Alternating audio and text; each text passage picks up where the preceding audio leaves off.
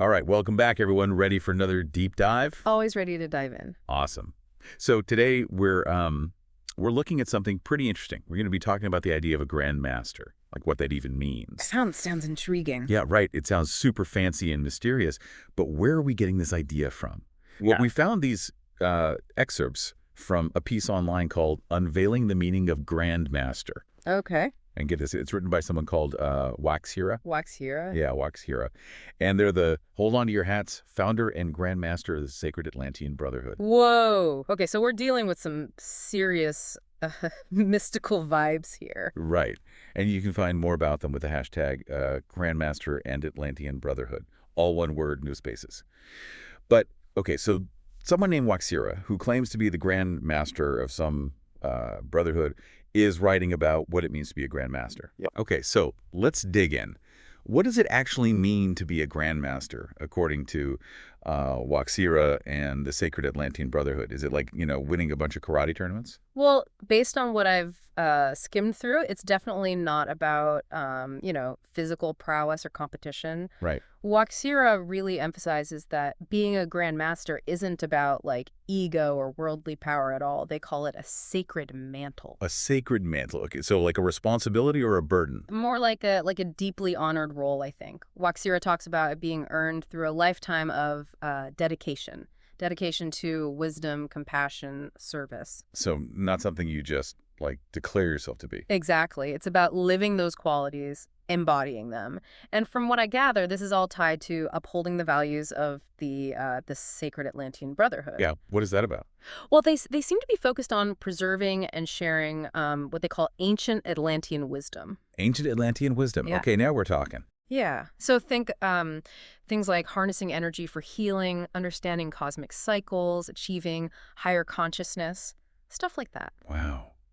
So the Grand Master's like the guardian of all that. That's a pretty big deal. It is. I mean, to be responsible for guiding the spiritual direction of a whole brotherhood, that sounds intense. Especially a brotherhood dedicated to something as well as ancient and esoteric as Atlantean wisdom. What does that even look like in practice? Right. Well, according to Waxhira, a big part of it is safeguarding those teachings, making sure they're applied correctly. Correct. Yeah, for the benefit of all.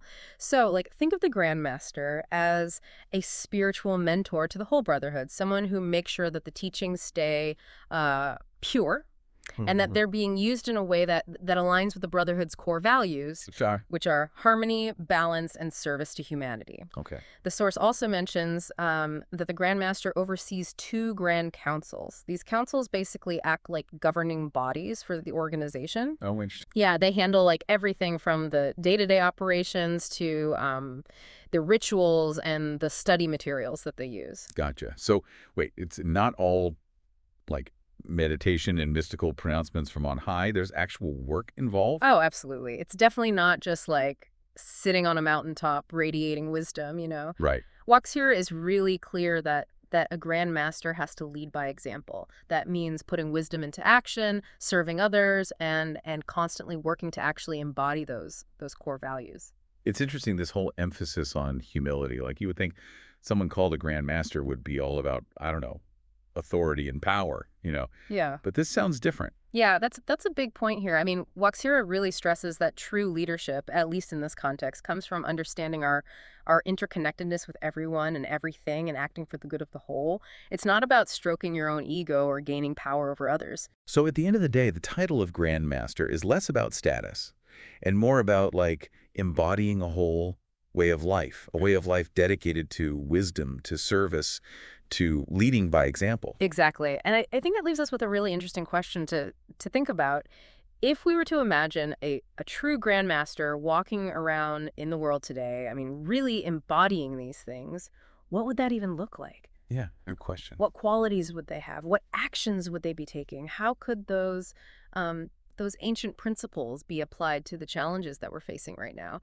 Something to ponder. Definitely. It's a lot to think about.